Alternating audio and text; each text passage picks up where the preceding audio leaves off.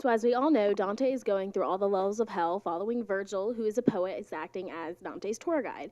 So we're in Canto 29, and they are walking in the 8th circle 9th pit when Dante looks and sees an old relative of his. Well, this really made Dante angry, because Jerry Del Bello, who's the relative that he saw, is Dante's father's cousin who got murdered and no one avenged his death. And knowing that one of Dante's relatives is in hell really made Dante sad. Like, he just wanted to go home, he just didn't want to be there. Well, Virgil and Dante keep walking and they finally reach the crag, which shows the 10th pit of the 8th ring of hell.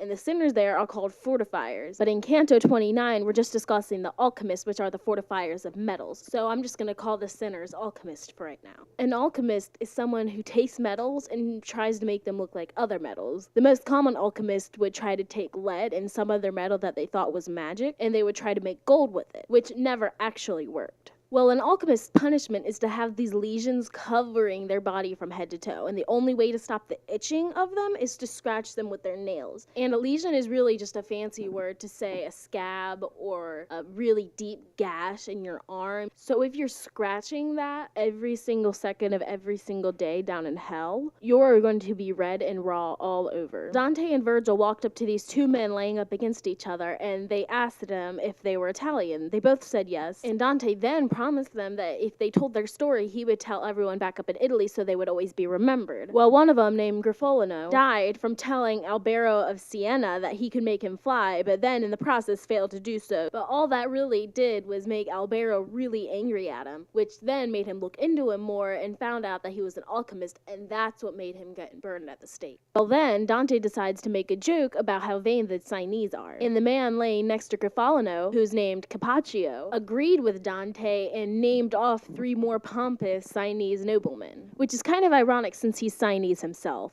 But there are 4 men that Capaccio named. One of them is named Strica, who spent so little. One of them is named Niccolo, who costly used cloves. The third one is named Caccia di Asciano, who threw away his vineyard and forest. And the 4th one is Abagliato, who showed his wit. Well, that's where my canto ends, so I'm just going to go back and talk about the sinners. Like I said before, the alchemists are covered in lesions and they're red and raw all over their body. And the reason for that is because they altered God's creations in life. So in hell, their bodies are become altered in ugly lesion-covered raw flesh.